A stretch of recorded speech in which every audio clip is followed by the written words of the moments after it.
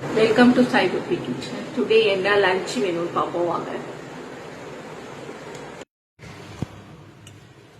இன்னைக்கு என்ன சாப்பாடுனா சுட சுட சாதங்க.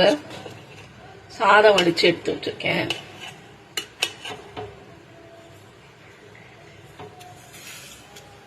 சுட சுட சாதம்,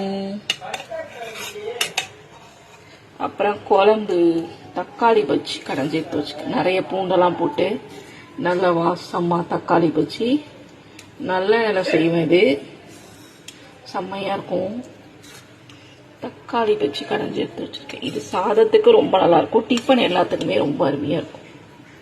இட்லி, தோசை, சப்பாத்தி, பூரி எல்லாத்துக்கும் ரொம்ப அருமையா இருக்கும். இது எனக்கு பொங்கலுக்கு ரொம்ப பிடிக்கும். வெண்பொங்கலுக்கு இந்த தக்காளி பஜ்ஜினா ரொம்ப பிடிக்கும். நான் சாப்பிடுவேன், ரொம்ப பிடிக்கும் எனக்கு தக்காளி பஜ்ஜி. இது கத்திரிக்காய் போட்டு நான் ஃபுல் வீடியோ என் சேனல்ல போட்டிருக்கேன். இந்த மசியல் பஜ்ஜின்னு சொல்லலாம், மசியல் சொல்லலாம், என்ன வேணாலும் சொல்லலாம். இது ஃபுல் வீடியோ என் சேனல்ல போட்டிருக்கேன். தக்காளி கூட இன்னைக்கு நான் கத்திரிக்காய் போடாம பண்ணிருக்கேன், பிளைனா. அப்புறமா அவரைக்காயும் மொச்சக்காய் போட்டு பொரியலுங்க.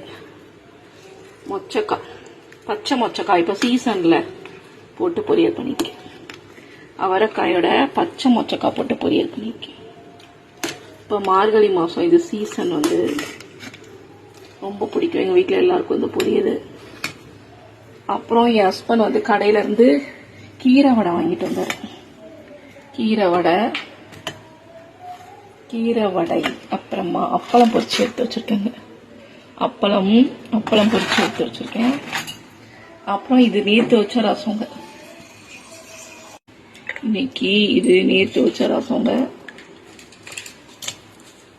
இன்னைக்கு பண்ணல பருப்பு ரசம்.